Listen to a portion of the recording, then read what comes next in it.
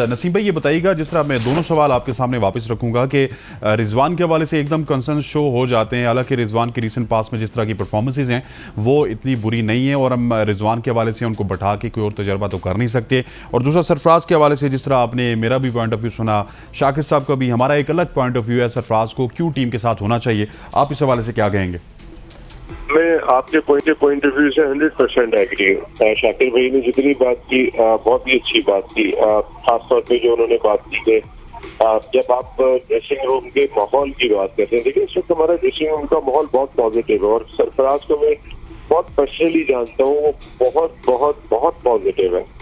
इससे हटके कि वो टीम में है या नहीं, हो सकता है कि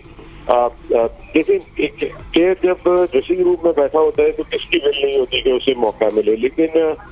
जो सब्र और जो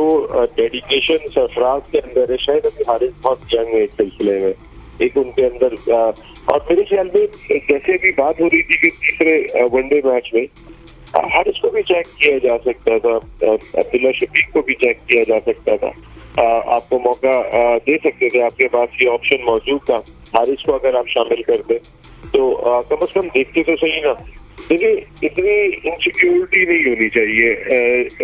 रिजवान में भी, और वो भी उन्हें भी दिल बड़ा करना चाहिए। अगर हारिस रहूं बाहर बैठे, नसीम बाहर बैठे, जब शाकिर भाई ने सच बात की 100% चॉइस है वो।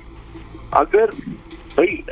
मैं कहता हूं कि अगर हारिस वो मैच खेलते और अगर हारिस 100 से 1 रन भी कम करते तो भी खेलते, अगर वो 100 करते तो फिर जरूर सोचना चाहिए था कि हाँ इस बैट्समैन ने 100 किया है तो पाकिस्तान के ही लिए किया है। लेकिन इस चीज के इम्कानात बहुत कम होते हैं जिस नंबर पे वो बैटिंग करने के लिए आते हैं। आप मेरे ख्याल है हारिस को वहाँ पे मौका दिया जा सकता था, लेकिन शायद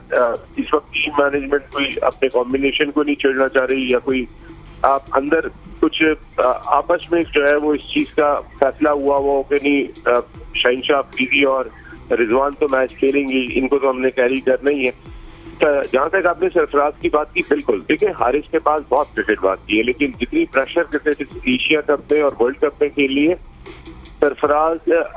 बहुत ही सुइटेबल चॉइस है। और अब जैसे भी धोनी की बात की, वाकई में मैं बिल्कुल मेरे जहन से निकल गया था, ये वाकई हमने देखा था कि धोनी वहाँ पे मेंटोर के तौर पर आए थे, तो सरफराज प्लेइंग मेंटोर के तौर पे वहाँ पर मौजूद थे, तो ये दोनों अच्छे साइन है। सरफराज को मेरे ख्याल में जरूर कंसिडर करना चाहिए, ये पाकिस्तान के लिए बेहतर होगा। अभी हारिस की बहुत क्रिकेट बाकी है और जहाँ जरूरत पड़ती है Sarfaraz much better batsman for ODI cricket, देखिए, और स्पेशली इन श्रीलंकन कंडीशन कि जहां पर आपको अपनी इनिंग्स को ग्राफ्ट करना है, सिंगल्स पे